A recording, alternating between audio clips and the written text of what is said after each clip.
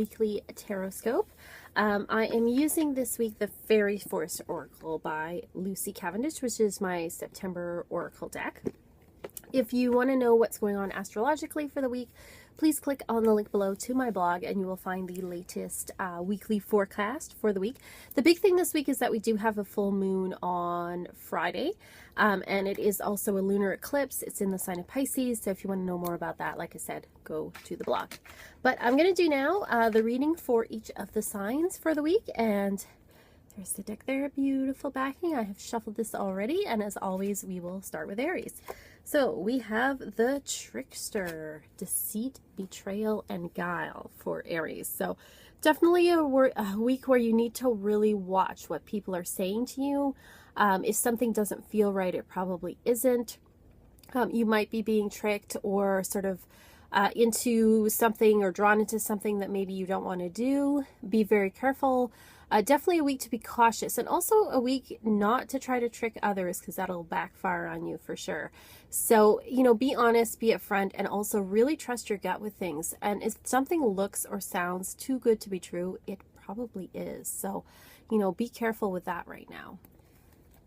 For Taurus, we have King of the Darkwood Elves. So there he is there, very majestic looking. This is a pretty good week for Taurus. Not a lot of big, huge changes. People are actually going to look up to you and really want to know your opinions. You're going to be seen as somebody who has a lot of wisdom to share. You have a lot of expertise in your area, and people are going to be looking to you for advice this week. People are going to be looking to you and saying, hey, you're the person that really knows this, and asking for your help and your collaboration this week.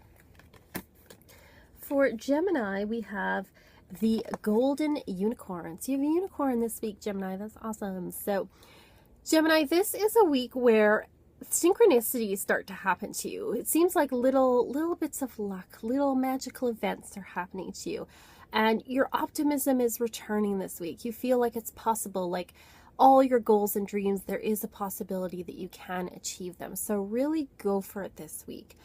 There's going to be just so many great little things happening for you. For Cancer, we have the Dreamer. So Cancer, your dreams may be very powerful this week, especially with the full moon and the lunar eclipse coming along. You're going to have some crazy dreams, so really pay attention to them. It also means too that this is a time where you're intuiting things about people, and your intuition is really growing. So if you're looking at developing that this week, this is a great time to do it. For Leo, we have Frigga, the Norse goddess. So this is a time of bounty for Leos. This is a time of abundance.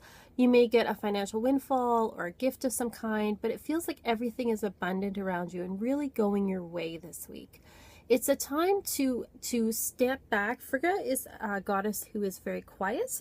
And so Leos, I know we don't like to be quiet, but it says to step back and observe, and not to hold your cards to your chest a little bit and kind of observe what's going on around you this week. For Virgo, we have Atheling. So Virgo, this is a week where people are going to be mysteriously attracted and drawn to you. It's a week where you're feeling a lot of gratitude for all the wonderful things that are in your life. And it's a week where you're starting to see things come together, especially with the eclipse that's going on right now. With the full moon, the sun is always opposite the moon sign, so the sun's in your sign right now. And it feels like the work you've done over the past year is really going to start to come together. For Scorpio, we have the Wizard, so Wise One. So this is a week to really enhance your wisdom. You may actually get advice from an older person, or you might start working with a mentor of some kind or an older person. And there's really a lot of help coming to you this week from ancestors and also from older people. And it says too that you're starting to feel like you have access to that wisdom. You have access to, it's like you see a red flag and it reminds you something of your past, and you learn to trust that. So you're starting to access that wisdom more. Sagittarius, very close to the Ancient.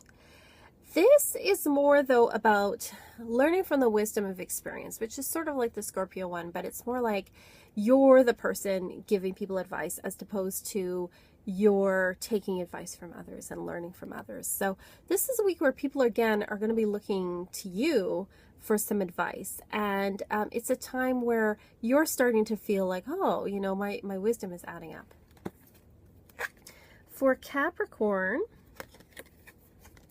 kind of a symbol one, pardon me, a similar one to Aries. We have Elf struck here, which is being a little bit enchanted and bedazzled by people around you. So you may be struck by others and following others without really thinking for yourself. And so it says, don't let the glamour of someone else or the promises of someone else lead you astray this week. For Aquarius, we have the Mabon. Well, and we do have Mabon coming up, so that's pretty cool. But it says here that this is a time where you're going to be feeling, again, gratitude is a big theme here, but feeling like your hard work is starting to pay off. Things that you've been working on are starting to come together. There's a harvest that's coming, and there's a dream that you thought was lost that you found again. And Pisces, we have the merciful one.